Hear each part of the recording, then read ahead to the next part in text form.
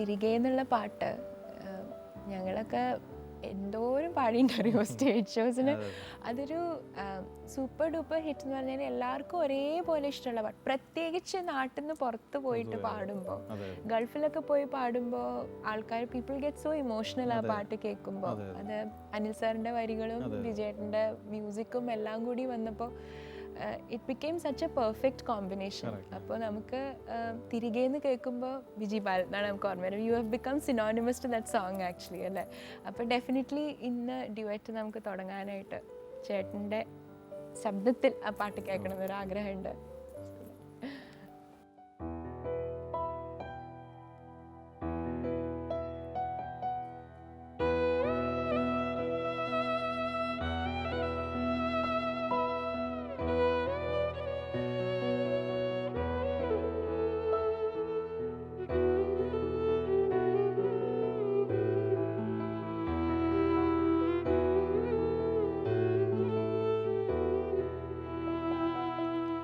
തിരികെ ഞാൻ വരുമെന്ന വാർത്ത കേൾക്കാനായി ഗ്രാമം കൊതിക്കാറുണ്ടെന്നും തിരികെ മടങ്ങുവാൻ തീരത്തടുക്കുവാൻ ഞാനും കൊതിക്കാറുണ്ടെന്നും വിടുവായൻ തവളകൾ പതിവായി കരയുന്ന നടവരം ഓർമ്മയിൽ കണ്ടു. വെയിലേറ്റു വാടുന്ന ചെറുമികൾ തേടുന്ന തണലും തണുപ്പും ഞാൻ കണ്ടു.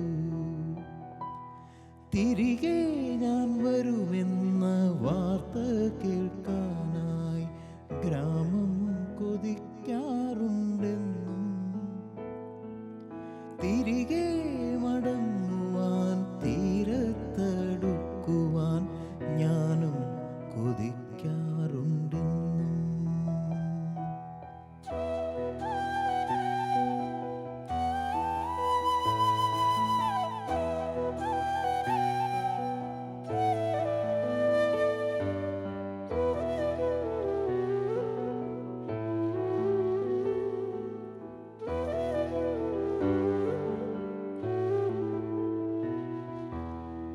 തത്തിന്തകത്തെയ്തോ തത്തിന്തകത്തെയ്തോ തത്തിന്തകത്തെയ്തോ ചങ്കില് കേൾക്കണ മണ്ണിൻ്റെ താളം.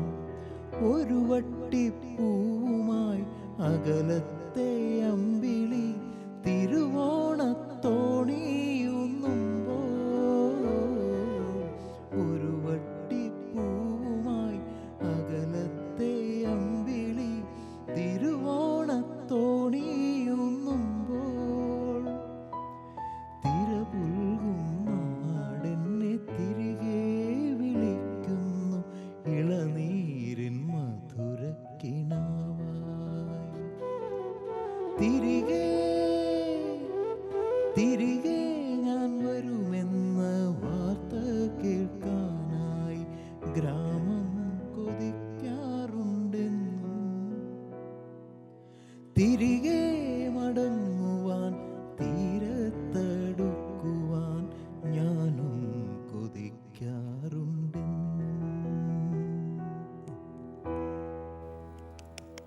താങ്ക് യു ചേട്ടാ. നോർമലി ഞങ്ങൾ പാടാൻ പോകുമ്പോൾ ട്രാക്ക് ഇപ്പോൾ വേറെ സിംഗർ പാടിയിട്ടിരിക്കുകയാണെങ്കിലും എന്നോട് 2-3 പ്രാവശ്യം പല സ്റ്റുഡിയോസിലായിട്ട് ഞാനിങ്ങനെ സൗണ്ട് എൻജിനീയേഴ്സിൻ്റെ ഇടയിലൊക്കെ ഇങ്ങനെ കേട്ടിട്ടുണ്ട്. അതായത് മ്യൂസിക് ഡയറക്ടർ അവരുടെ ഒറിജിനൽ കോമ്പസിഷൻ പാടുമ്പോൾ ഉള്ളൊരു ഫീല് വേറെ ഏത് സിംഗർ പാടും, കാരണം അവരുടെ മനസ്സിൽ നിന്ന് വരുന്ന ട്യൂണാണല്ലോ. അപ്പോൾ വേറെ ഏത് സിംഗർ പാടിയാലും ഒരു 100% അത് വരുമോ എന്നുള്ള കാര്യത്തിൽ, കാരണം സൗണ്ട് റെക്കോർഡിസ്റ്റ്മാരാണ് ഏറ്റവും കൂടുതൽ കേൾക്കുന്നത്. അതിൻ്റെ ഒരു ഫ്രം സ്ക്രാച്ചുള്ള പണികൾ തൊട്ട് അവരുണ്ടാവുമല്ലോ.